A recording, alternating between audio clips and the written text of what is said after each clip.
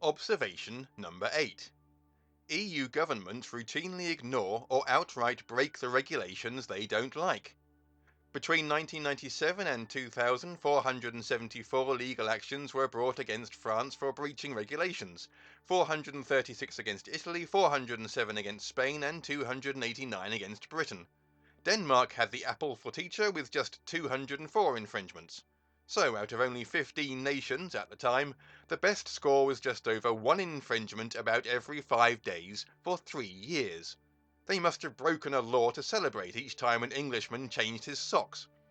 In April 2002, 1,500 internal market infringements were investigated. Again, France did well with 224, followed by Italy with 192.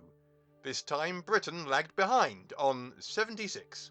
At last, something is good to be bad at. Slightly boring one, but in 2003 France and Germany first broke the rule that national deficit should not go above 3% of GDP. The two countries then united to make sure they wouldn't face sanctions for having done so. They were supported in this action by the UK. Well, at least the three of them worked together for once.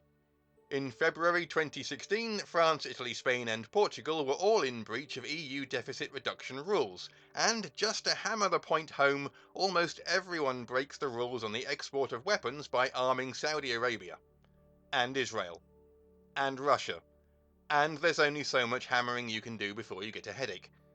Answers in the comments section please. If you were an EU member, which regulations would you choose to totally ignore? In summary. So, to recap, like many other EU governments, the UK facilitates hostilities and undermines the very concept of international peace by openly trading in the international arms industry.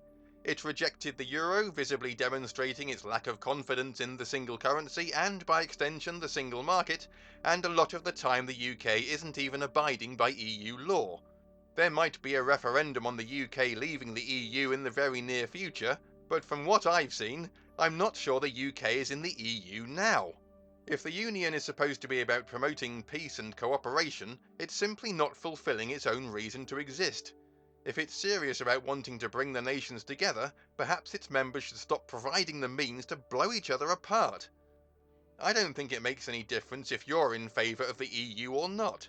It's the people running it who aren't. A final word. Having said all that, the June referendum will be one of the more interesting things to happen in the UK in 2016, and is a genuine chance to respond to a defined issue, rather than just the vague rhetoric we usually get.